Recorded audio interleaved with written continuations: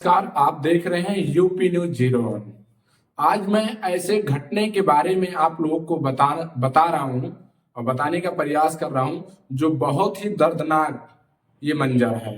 सभी लोग को पता है, ये भारत के कोने कोने में जाके वीडियो ये और चल रहा है और सभी लोग को पता है किस तरीके से मंजर छाया हुआ है जयपुर में।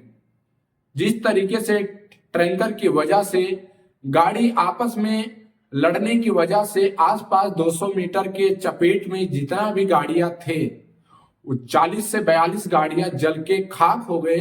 और सोच सकते हैं कि किस तरीके से वहां के बैठे हुए कार में सवार हुए, बस में और सवार हुए ट्रक में लोग की हाल क्या रहा होगा। सोचिए, एलपीजी टैंकर और गैस की फटने से किस तरीके से वहां का मातम छाया हुआ है और किस तरीके से उस टाइम और उस समय का जो वहां के लोग थे उस टाइम और चपेट में आ गए, उनका हाल क्या हुआ होगा।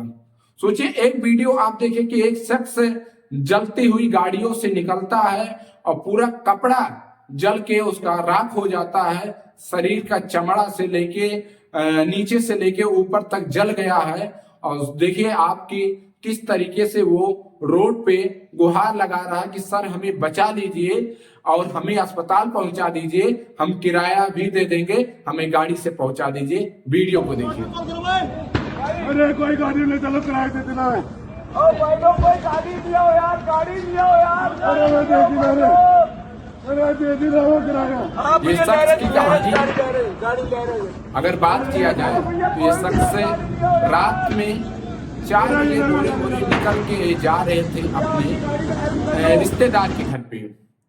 और सोचिए कि अचानक 5 बज के कुछ मिनट पर ये एक्सीडेंट होता है।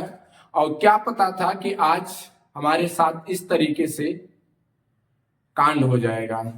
सोचिए कि ये 5 बज के कुछ मिनट पे एक्सीडेंट होता है, ये रोड पे दौड़ते हुए गुहार लगाते हैं कि हमें बचा लीजिए, हम किराया भी दे देंगे, और ये बच नहीं सके। हाँ, जान चला गया। दवा नहीं टाइम पे मिला और दवा टाइम पे मिलने की बात तो छोड़ दीजिए, वहां टाइम पे एम्बुलेंस नहीं पहुंचा, इसलिए उनका जान चला गया। ऐसे काफी वीडियो निकल के सामने आया, देखने को मिलता कोई वहां पे चमड़ी इधर से उधर देख रहा कि जला हुआ पूरा शरीर दिख रहा है, किसी के तन पे कपड़ा नहीं है, किसी का फेस जला हुआ, किसी का हाथ जला हुआ। और कितने लोग को वीडियो ये दिखाई दे रहा है कि सोचिए कि उन्हें बोरा में भरा जा रहा है। अंतिम संस्कार जो किया जाता है वो राखी जैसे एक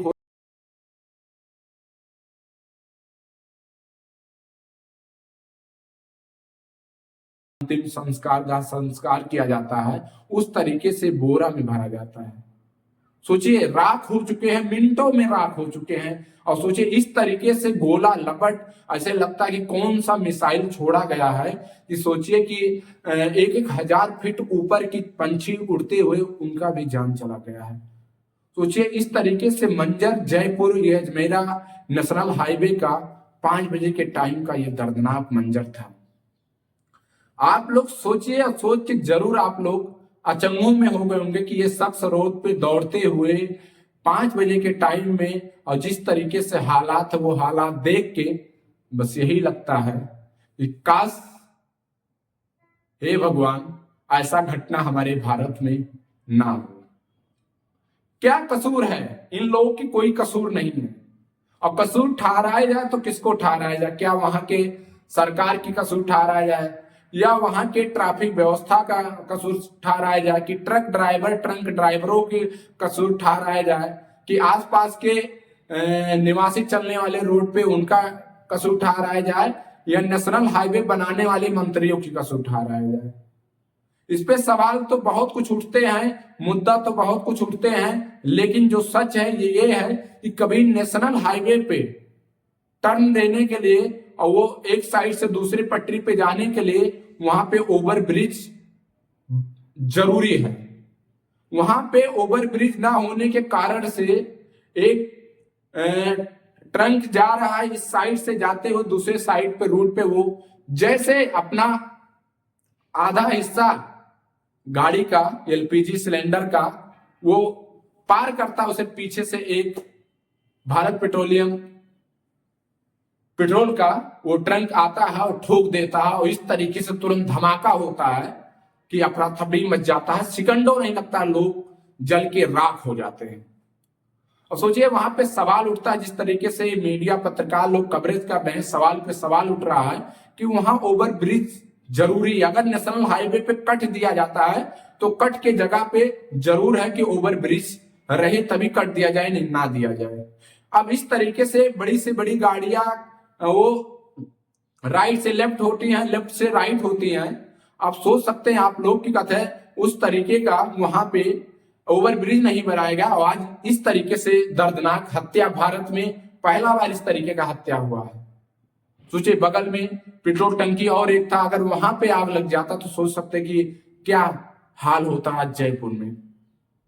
सोचिए जिसके घर के सदस्य लोग की इस तरीके से जान गया, जिस तरीके से ये घटना आप लोगों ने देखा, वो क्या लग रहा है, किस तरीके से मातम छाया होगा पूरे परिवार में, पूरे घरों में, और वो पूरे प्रदेश में, और वहां के आसपास टोला मोहल्ला में। जो कि वहां के निवासी लोग बता रहे हैं कि किस तरीके से जो करीब 5 बजे के करीब उस घटना के 700 मीटर 1 किलोमीटर के दूर पे थे, वो धमाका सुन के और वहां आसपास पहुंचने का प्रयास किया, लेकिन क्या कर सके, किसी के बस की था ही नहीं कि हम करें तो क्या करें। दूर से लोग गुहार लगा रहे थे, लेकिन 5 बजे का टाइम था तो ये कम हादसा में टल गया। नहीं, अगर ये दोपहर और शाम के टाइम में होता तो मुझे लगता है कि भारत का नहीं पूरे विश्व का सबसे दर्दनाक मंजर ये होता। अब आप सोच सकते हैं कि ये लापरवाही कितना होता है, इस सरकार के द्वारा होता है। सरकार के साथ साथ में ये रोड विभाग के मंत्रियों लोग का लापरवाही होता है।